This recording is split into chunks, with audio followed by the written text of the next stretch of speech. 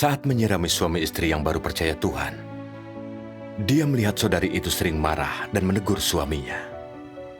Bahkan setelah bersekutu dengannya beberapa kali, saudari itu tak berubah. Jadi dia mulai meremehkan dan membatasi dirinya. Setelah diingatkan dan dibantu oleh seorang saudari, dia mulai merenung. Mengapa dia gagal memperoleh hasil setelah persekutuan beberapa kali? Apa prinsip-prinsip yang mengatur cara menangani petobat baru? Dia menemukan jawabannya dalam firman Tuhan.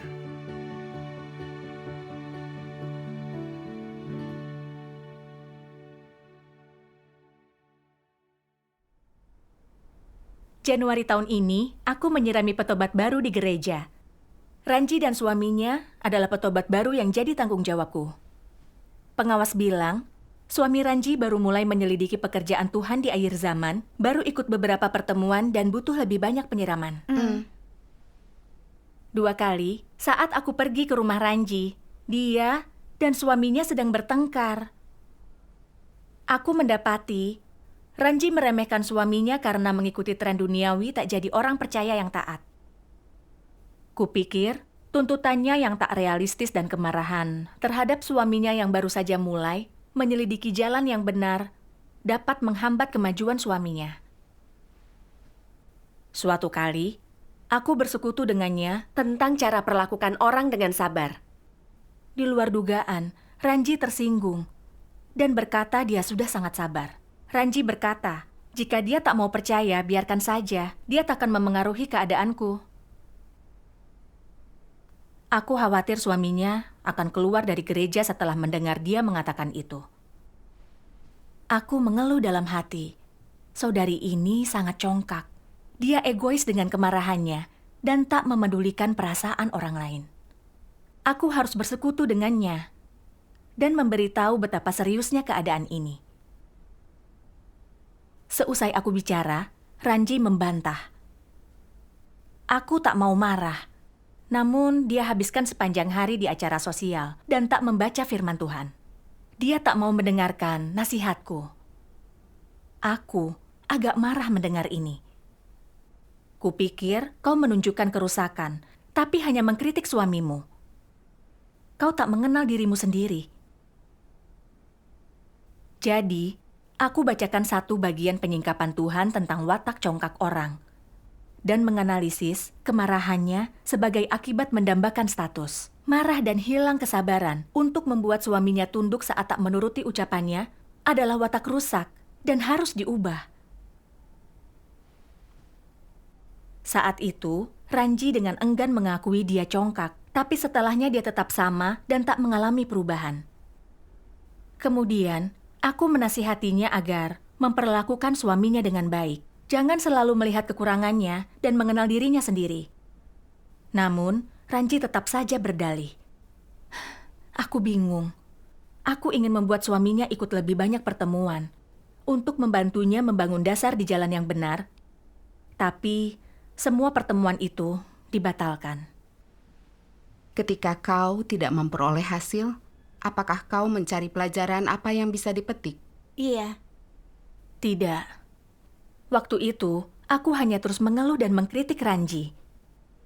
Dia sangat congkak, selalu menekan suaminya. Apakah kemanusiaannya buruk? Aku sudah sering bersekutu dengannya, tapi dia tak menerapkan kebenaran atau mendukung pertemuan. Aku tak mau lagi menyiraminya. Suatu kali, aku bahas masalah ini dengan rekanku dan melampiaskan keluhanku. Dia merekomendasikan sebuah video kesaksian pengalaman untukku. Firman Tuhan di video itu menyentuhku.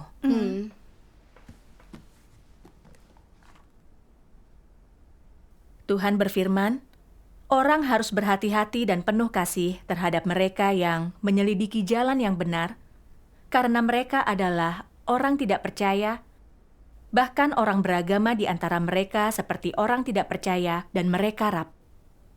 Jika ada yang tak sesuai gagasan atau kehendak mereka, mereka cenderung menentang dan menyanggahnya. Karenanya, mengabarkan Injil pada mereka membutuhkan toleransi, kasih yang luar biasa dari kita, serta beberapa metode dan pendekatan. Namun yang penting adalah membacakan mereka firman Tuhan, menyampaikan seluruh kebenaran yang Tuhan nyatakan untuk menyelamatkan manusia, dan membiarkan mereka mendengar suara Tuhan, serta firman Sang Pencipta. Dengan begitu, mereka akan mendapatkan manfaat. Amin. Amin. Tuhan menuntut agar kita memperlakukan calon penerima Injil dengan kasih, dan harus membantu mereka dengan kesabaran dan kasih yang besar, mempersekutukan kebenaran dan membawanya ke hadapan Tuhan. Ini merupakan tanggung jawab dan tugas setiap penginjil. Iya. Amin. Aku dapat merasakan kasih Tuhan bagi hidup manusia dalam setiap katanya. Itu sebabnya Dia membuat tuntutan ini terhadap kita. Merenungkan kasih dan pengertian Tuhan terhadap manusia, aku merasa malu. Aku teringat bagaimana aku memperlakukan Ranji. Ketika bersekutu dengannya beberapa kali, karena memarahi suaminya dan dia tak berubah, aku jadi marah. Mencari bagian firman Tuhan untuk mengkritiknya, menganalisis masalahnya, melampiaskan rasa frustasiku, dan tak memikirkan perasaan atau tingkat pertumbuhannya. Aku bahkan berkata dia punya kemanusiaan yang buruk di depan rekanku. Di manakah cinta kasihku? Ranji baru menerima pekerjaan Tuhan pada akhir zaman selama 6 bulan. Dan belum paham banyak kebenaran. Wajar jika dia menyingkapkan kerusakan saat menghadapi masalah. Iya. Aku tak membimbingnya dengan kasih untuk membantunya menerapkan kebenaran. Dan aku meremehkannya. Aku benar-benar tak punya kemanusiaan. Merenungkan ini, aku sadar penyebabku tak dapat hasil usai beberapa kali bersekutu dengan Ranji adalah karena aku tak memberikan persekutuan dengan kasih dan pakai kebenaran untuk atasi masalahnya. Sebaliknya aku dengan congkak, meremehkan dan membatasi dia dan menegurnya dengan kemarahan. Aku tak bisa membantunya memahami kebenaran jika bertindak seperti itu. Iya. Aku berdoa kepada Tuhan, siap mengubah niatku dan tak lagi perlakukan Ranji sesuai watak rusakku. Syukur kepada Tuhan. Suatu hari, aku membaca firman Tuhan. Engkau perlu memiliki pemahaman tentang berbagai keadaan yang akan orang alami ketika Roh Kudus bekerja dalam diri mereka. Khususnya, orang-orang yang berkoordinasi untuk melayani Tuhan.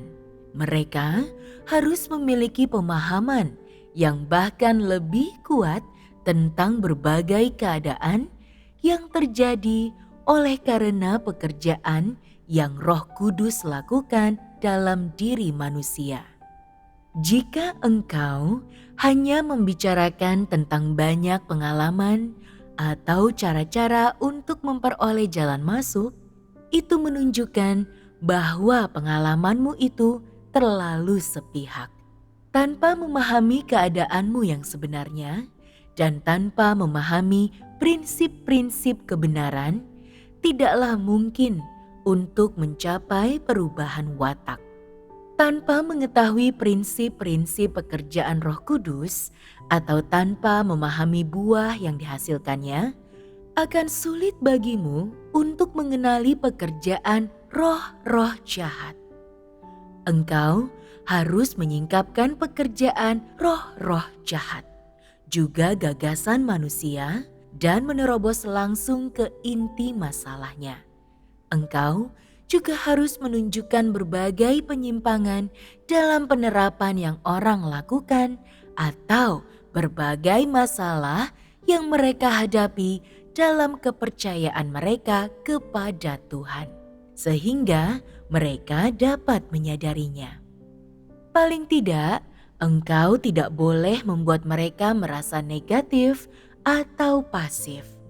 Namun, engkau harus memahami kesulitan yang secara objektif dialami oleh kebanyakan orang.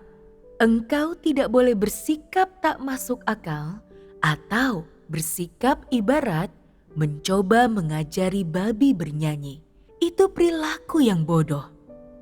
Untuk menyelesaikan banyak kesulitan yang orang alami, engkau harus terlebih dahulu memahami dinamika pekerjaan Roh Kudus.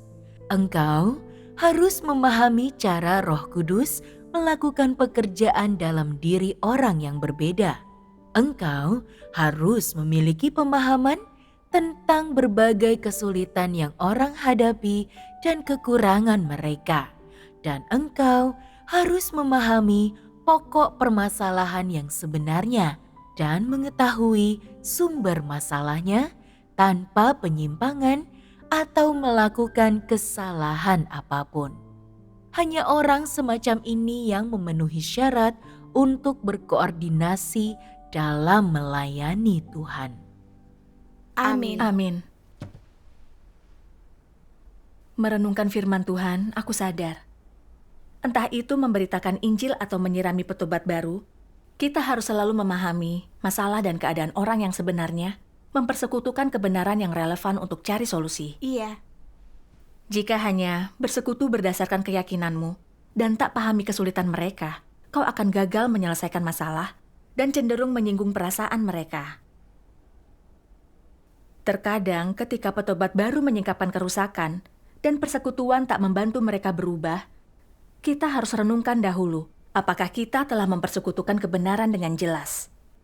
Jika masalah mereka tetap ada karena persekutuan kita kurang jelas, artinya kita belum bisa melakukan tugas dan memenuhi tanggung jawab kita. Iya. Mau tak mau, aku merenungkan caraku memperlakukan Ranji. Sewaktu aku melihat Ranji memarahi suaminya, aku hanya berasumsi bahwa dia bersikap congkak dan mengendalikan suaminya. Jadi aku terus mengkritik dan memaksanya untuk mengenali watak rusaknya sendiri. Tapi pada akhirnya masalahnya tetap tak teratasi. Setelah merenungkan masalah ini, baru aku paham. Alasan Ranji terus marah adalah karena dia ingin suaminya dapat segera membangun dasar di jalan yang benar. Mulai ikut pertemuan dan dilindungi Tuhan saat dapat masalah. Jadi, ketika melihat suaminya sibuk dengan acara sosial dan tak membaca firman Tuhan, dia pasti marah. Saudari Ranji menjadi marah karena ekspektasinya terlalu tinggi terhadap suaminya. Ketika tak didengarkan, dia memperlakukannya dengan salah. Iya. Aku belum bersekutu dengannya tentang masalah ini. Jadi aku tak melihat hasil apapun dari persekutuan. Sebenarnya, masalah utamanya ada pada diriku. Aku tak mengenali masalah petobat baru. Mengkritik kemanusiaannya buruk dan tak menerima kebenaran, bahkan tak ingin menyiraminya. Aku tak mengenal diriku sendiri dan tak memiliki kasih terhadap orang lain. Menyadari ini, aku merasa bersalah. Aku harus mengubah sikapku terhadap Ranji, bersekutu berdasarkan keadaan aktualnya, memakai kebenaran untuk cari solusi. Syukur kepada Tuhan. Lalu apa yang terjadi? Apa kau kembali bersekutu dengan Ranji? Tentu saja. Sehari kemudian, waktunya pertemuan kami. Sebelum pertemuan, aku berdoa pada Tuhan. Minta dibimbing agar punya niat yang benar, belajar gunakan kebenaran untuk selesaikan masalah Ranji dan membantunya. Iya. Ketika aku tiba, Ranji mulai mengeluh dan berkata, suaminya telah berjanji akan ikut pertemuan, tapi masih belum pulang ke rumah. Dia menganggap suaminya orang yang tak mau mencari. Jadi, aku bersekutu berdasarkan keadaannya. Aku berkata, meminta suamimu ikut pertemuan dan membaca firman adalah niat yang baik. Tapi jangan terlalu berharap padanya. Jika kau marah saat dia tak mendengarkanmu, kemungkinan besar dia tak mau menerimanya. Iya. Manusia telah dirusak oleh iblis dan tak mencintai kebenaran, jadi jalan masuk kehidupan mereka bertumbuh sangat lambat. Iya. Ini butuh banyak persekutuan, pengalaman, dan bahkan rintangan untuk mendapatkan sedikit pemahaman. Jadi kita harus membantu orang dengan kasih dan memberi mereka waktu untuk berubah. Iya. Kita telah memahami Tuhan menuntut orang mengubah watak mereka, tapi Dia tak pernah tetapkan ekspektasi yang tak realistis. Melihat kita hidup dengan watak rusak dan tak menaati firman, Dia tak melepaskan murkanya atau meninggalkan kita, tapi mencerahkan dan membimbing kita dengan firman-Nya, memungkinkan kita mengalami segalanya bertahap, berangsur memahami kebenaran dan berubah. Kita merasakan pendekatannya sangat lembut. Syukur kepada Tuhan.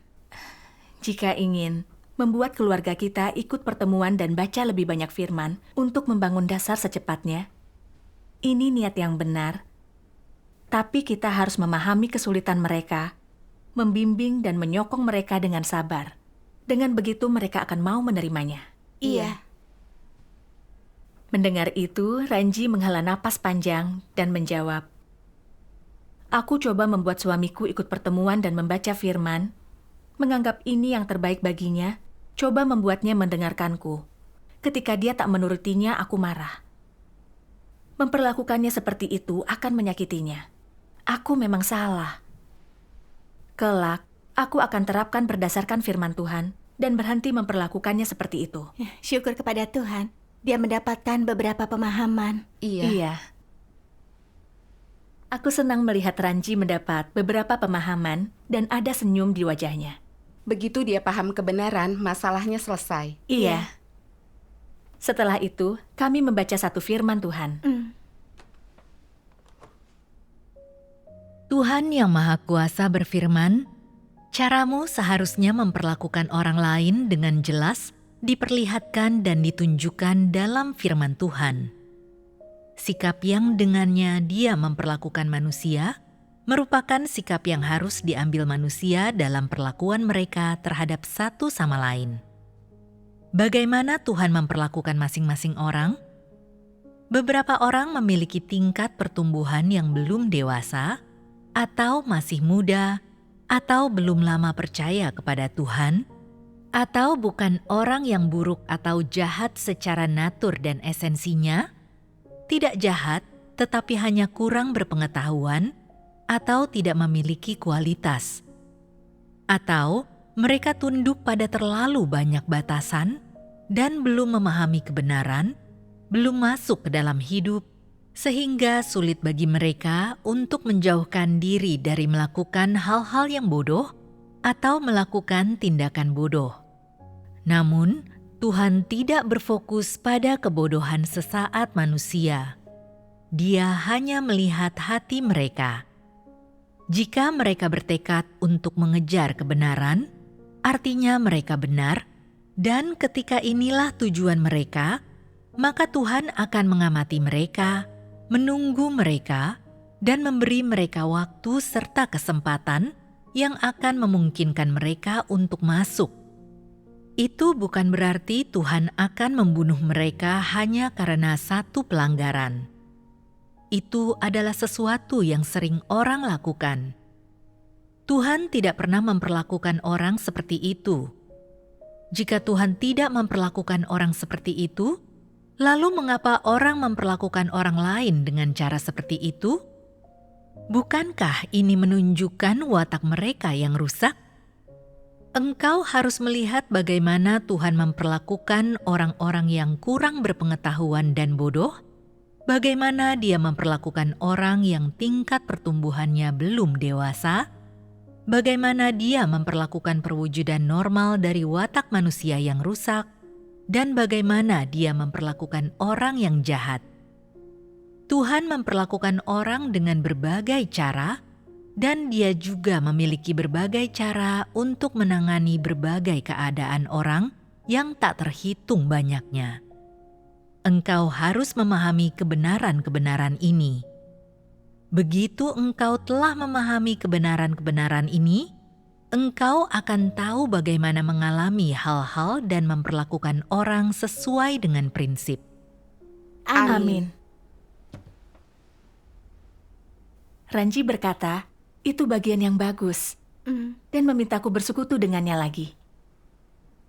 Aku bersekutu dengannya dan berkata, dalam berinteraksi dengan orang, ketika melihat mereka punya kekurangan atau masalah, kita dapat membahasnya dengan cara yang penuh kasih dan sabar, Dan tak berharap terlalu banyak. Beri mereka waktu untuk menerima kebenaran dan tunggu mereka membuat perubahan. Tuhan tahu kita telah sedemikian dirusak oleh iblis. Ada banyak hambatan dan kesulitan dalam menerima dan menerapkan kebenaran. Terkadang, meskipun memahaminya, kita tak bisa segera menerapkannya. Tuhan harus bersekutu berkali-kali. Terkadang dia khawatir kita tak paham, jadi dia dengan sabar memberikan contoh untuk kita dan gunakan berbagai cara untuk membimbing kita agar paham. Terkadang dia memimpin kita melalui firman-Nya atau petunjuk dari saudara-saudari kita. Terkadang kita terlalu mati rasa dan memberontak, dan tak ada persekutuan yang berhasil. Jadi Tuhan mengatur keadaan nyata untuk menghajar, mendisiplinkan, dan menangani kita dengan tujuan menyentuh hati kita. Iya. Iya. Tuhan bekerja dengan cara yang lembut dan penuh kasih, yang Dia lakukan tak ada unsur paksaan. Meskipun terkadang Dia dengan tegas menghakimi kita, menyingkapkan kita tetap dapat merasakan kasih dan belas kasihan-Nya. Tuhan memperlakukan orang dengan cara yang sangat berprinsip dan tak pernah gegabah meninggalkan kita hanya karena kita belum berubah setelah mendengar banyak kebenaran. Tuhan sangat sabar dan mengasihi manusia. Dia tulus ingin menyelamatkan manusia. Syukur kepada Tuhan. Esensi Tuhan indah dan layak menerima kasih kita. Lewat prinsip Tuhan tentang memperlakukan orang, kutemukan jalan. Syukur kepada Tuhan. Syukur kepada Tuhan. Setelah bersekutu dengan Ranji, tiba-tiba kupikir, seberapa banyak dari tuntutan Tuhan yang telah aku terapkan. Aku bersekutu dengan Ranji tentang cara perlakukan suaminya dengan baik, tapi aku tak memperlakukan Ranji dengan baik. Ketika melihat Ranji marah pada suaminya, dan dia tak membaik setelah aku bersekutu dengannya, dalam hati aku mengkritik, dia congkak, tak punya kemanusiaan, hanya bicara dan tak ada tindakan. Mengingat kembali yang kusingkapkan, aku merasa malu. Ranji petobat baru dan tak punya banyak pengalaman, tapi aku memaksanya untuk mengenali natur congkaknya, menuntut agar dia berubah. Saat dia tak melakukan perubahan, aku menganggapnya sebagai orang yang tidak mencari atau menerima kebenaran, bahkan mengkritik kemanusiaannya buruk. Aku jelas tidak memahami keadaan Ranji dan tak bersekutu berdasarkan keadaannya, tapi tetap memaksanya menerima, tunduk, dan berubah. Aku benar-benar congkak dan tak bernalar. Saat itulah aku sadar, telah menyingkapkan watakku yang rusak. Keadaan Ranji hanyalah cermin memungkinkanku melihat kerusakanku. Dia baru percaya Tuhan setengah tahun, wajar jika tak mampu mengenal dirinya sendiri. Aku telah percaya bertahun-tahun dan sering mempersekutukan kebenaran untuk cari solusi. Tapi, seberapa banyak kebenaran yang telah kuterapkan? Aku hanya bisa bicara tanpa menerapkan, sama seperti orang Farisi yang hanya khotbahkan doktrin. Saat itu, aku teringat firman Tuhan. Tuhan Yang Maha Kuasa berfirman, ada beberapa orang yang memperlengkapi dirinya dengan kebenaran hanya untuk bekerja dan berkhotbah untuk membekali orang lain, bukan untuk menyelesaikan masalah mereka sendiri, apalagi untuk menerapkannya. Persekutuan mereka mungkin merupakan pemahaman murni dan sejalan dengan kebenaran, tetapi mereka tidak menilai diri mereka sendiri berdasarkan kebenaran. Mereka juga tidak menerapkan atau mengalami kebenaran. Apa masalahnya di sini? Sudahkah mereka benar-benar menerima kebenaran sebagai hidup mereka? Belum. Doktrin yang orang khotbahkan, betapapun murninya, tidak berarti bahwa orang itu telah memiliki kenyataan kebenaran. Untuk dapat diperlengkapi dengan kebenaran, orang harus memasukinya sendiri terlebih dahulu dan menerapkannya setelah mereka memahaminya.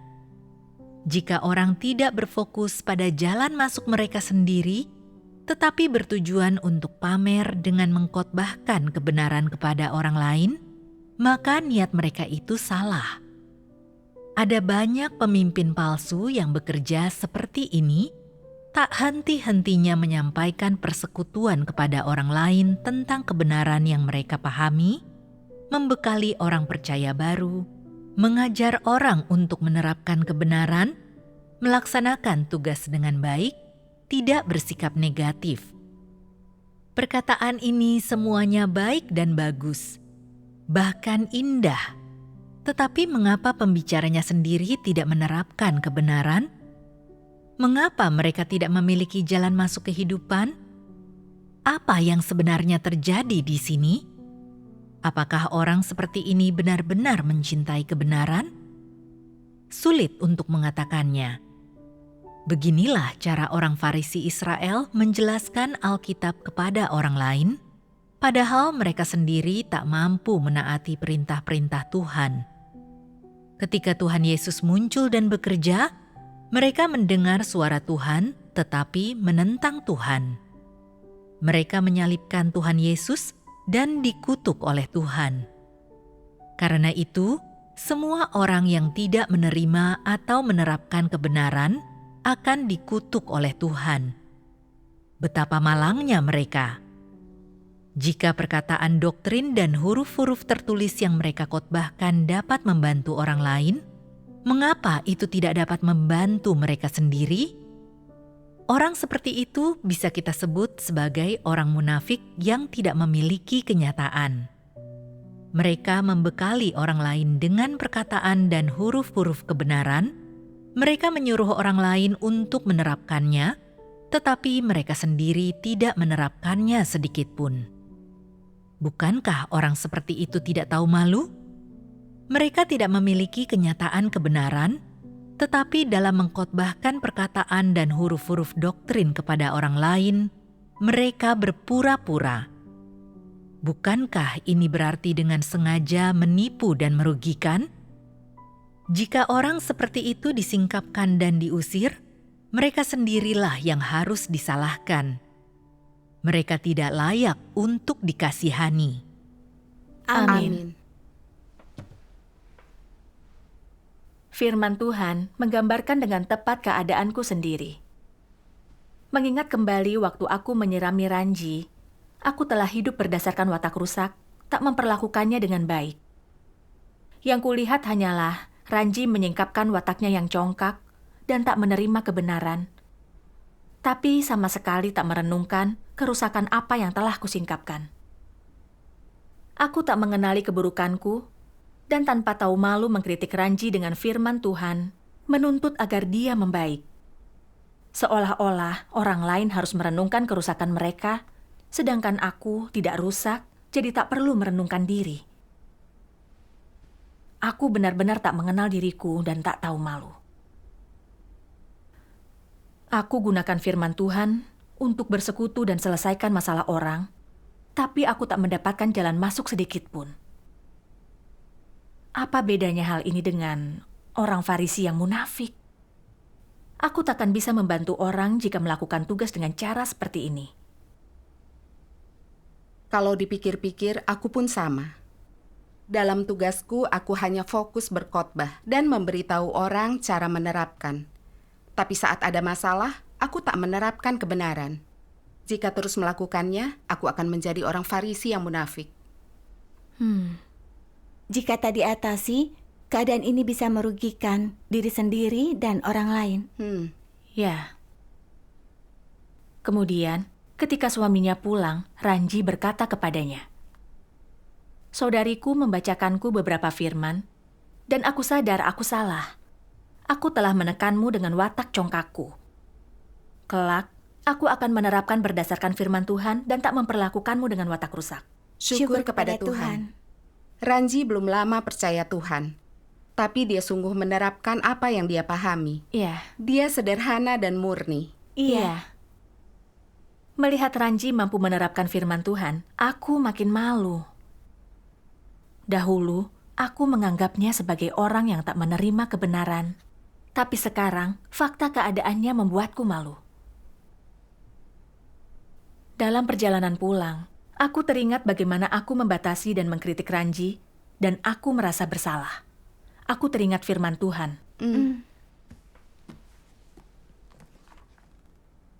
Jika di dalam hatimu kau memahami kebenaran, kau akan tahu bagaimana menerapkannya dan menaati Tuhan. Kau akan mampu memulai jalan mengejar kebenaran.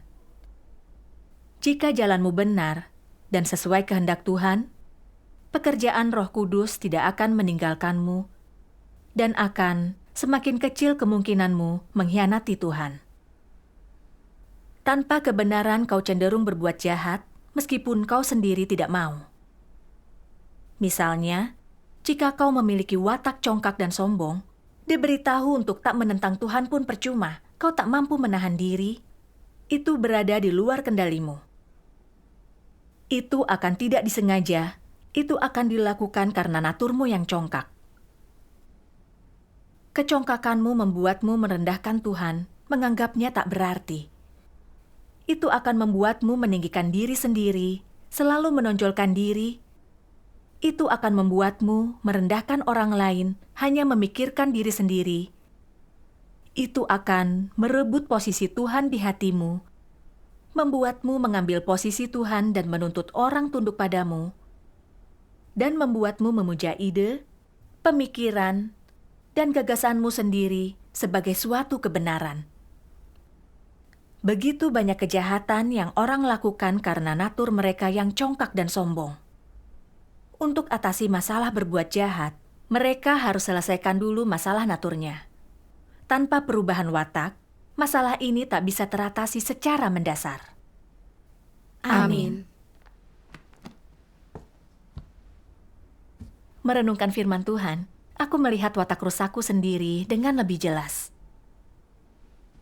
Mengingat kembali waktu aku menyirami Ranji, ketika dia tak berubah setelah bersekutu, aku tak merenungkan diriku, bahkan mengira aku telah mengenali masalahnya, mampu bersekutu dan menyelesaikannya.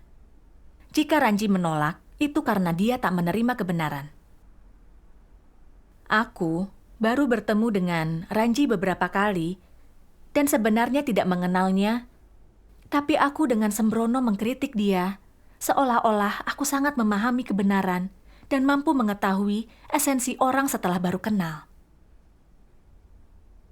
Setelah disingkapkan berkali-kali, aku sadar aku tak memahami sumber dan esensi masalah orang, dan tak perlakukan orang sesuai keseluruhan perilaku atau natur dan esensinya. Aku tak memahami kebenaran, tapi terlalu berpegang teguh pada keyakinanku. Aku sama sekali tak mengenal diriku sendiri. Jika aku terus memperlakukan petobat baru berdasarkan watak congkakku, setidaknya aku akan berprasangka terhadap mereka dan akan cenderung menunda jalan masuk kehidupan mereka. Paling parah, aku mungkin mengkritik dan membatasi mereka, dan bahkan mungkin dengan sembrono, aku akan meninggalkan mereka. Ini adalah utang kepada mereka. Iya, persekutuanmu menunjukkan jika kita tak mencari kebenaran dan hanya bertindak berdasarkan watak congkak, konsekuensinya bisa mengerikan. Menyadari ini, aku sedikit takut, tapi sekaligus merasa lega.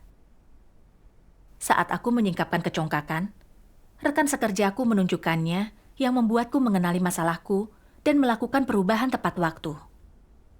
Ini adalah perlindungan dari Tuhan. Syukur kepada Tuhan.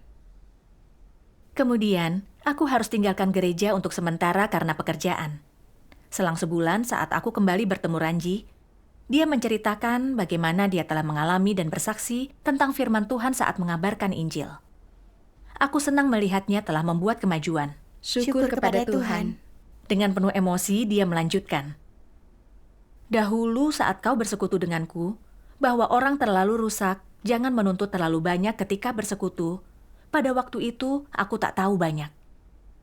Namun baru-baru ini, dari memberitakan Injil, aku paham setiap orang punya berbagai gagasan tentang Tuhan.